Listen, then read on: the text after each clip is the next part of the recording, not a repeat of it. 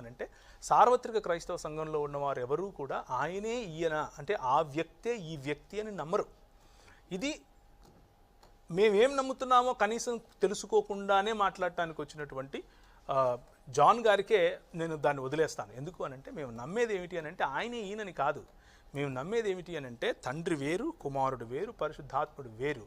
ఈ ముగ్గురు వేరు వేరు వ్యక్తులు అని నమ్ముతాం. ఈ ముగ్గురు వేరు వేరు వ్యక్తులు ఒక దేవుడుగా ఉన్నారు అని నమ్ముతాం. వారి ఉనికి ఒక దేవుడుగా ఉంది అని నమ్ముతాం. ఆ విషయాన్ని జ్ఞాపకం చేసుకోవాలి. యెషయా గ్రంథం 48వ అధ్యాయంలో నేను చదివాను. ఇక్కడ స్పష్టంగా మనకు ఇద్దరు యెహోవాలు కనిపిస్తున్నారు. ఇద్దరు యెహోవాలే కాదు, యెహోవా, ఆయన ఆత్మ మరియు పంపబడుతున్నటువంటి యెహోవా, ముగ్గురు మనకు కనిపిస్తున్నారు.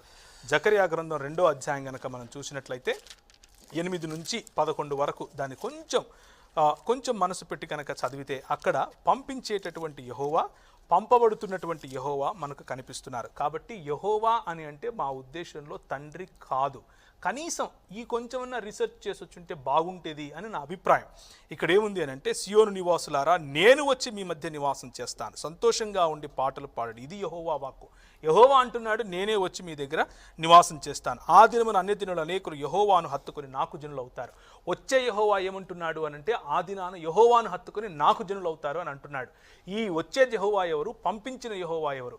యెషయా గ్రంథం 48లో మనం చూసినట్లుగా ఇప్పుడు ప్రభువుకు యెహోవాయు ఆయన ఆత్మయు నన్ను పంపెను అని అన్నప్పుడు వచ్చేటటువంటి యెహోవా ఎవరు? పంపించినటువంటి యెహోవా ఎవరు? ఇందులో కనీసం కొంచెం కూడా మనం కొంచెం ఆలోచిస్తే కూడా యూదుల యొక్క పర్స్పెక్టివ్, యూదుల యొక్క ఆలోచన దృక్పథం మనకు అర్థమవుతుంది. ఆ తరువాత మరియు తన స్వాస్థ్యమునకు యెహోవా ప్రతిష్టమైన దేశంలో యూదా వారి స్వతంత్రించుకొనుటకు యెరూషలేమును ఆయన ఇకను కోరుకొనును. సకల జనులారా, యెహోవా తన పరిశుద్ధ నివాసమును విడిచిపెట్టి వచ్చుచున్నాడు. వచ్చినది యెహోవా దేవుడే. మన ప్రభు అయిన యేసు క్రీస్తుకు యెహోవా అన్న పేరు ఉంది. తండ్రి అయిన దేవునికి యెహోవా అన్న పేరు ఉంది. పరిశుద్ధాత్మునికి యెహోవా అన్న పేరు ఉంది. కాబట్టి యెహోవా అన్న వెంటనే తండ్రి, కుమారుడు, పరిశుద్ధాత్మ అంతా ఒకరే అని అంటున్నారు అన్నట్లుగా బహుశా జాన్ గారు పొరపడుతున్నట్లున్నారు. అలా ఆలోచించేవారు ఉన్నారు. వాళ్ళని ఏమంటారు అని అంటే, దాన్ని ఏమంటారు, ఓన్లీ జీసస్ వాళ్ళు అంటారు.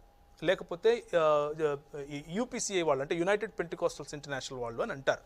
మేము అది కాదు, మేము త్రిత్వ సిద్ధాంతం నమ్మేవాళ్ళం. దయచేసి ఈ విషయాన్ని గుర్తుంచుకోవాలి. ఇకపోతే తండ్రి ఎప్పుడు ఇక్కడికి రాలేదు కదా, తండ్రి ఎప్పుడు ఇక్కడ, యేసుక్రీస్తు ఇక్కడ ఎప్పుడు తిరగలేదు కదా, ఆయన ఎప్పుడు రాలేదు కదా అని కూడా అన్నారు. మరి అది కానీ దేవుని వాక్యం ఏం చెప్తుందంటే, ఆయన పగటిలో మేఘస్తంభముగా, రాత్రిలో అగ్నిస్తంభముగా, నీళ్ళిచ్చు బండగా, వారిని గ్రద్ద లెక్కల మీద మోసుకొని వచ్చినట్లుగా వారిని నడిపించిన వాడిగా, ఆనాటి నీటి బుగ్గ దగ్గర హాగరు మొదలుకొని దాన్ని ఏమంటారు, ఆల్టర్ మీద తన కుమారుడైనటువంటి ఇస్సాకును చంపే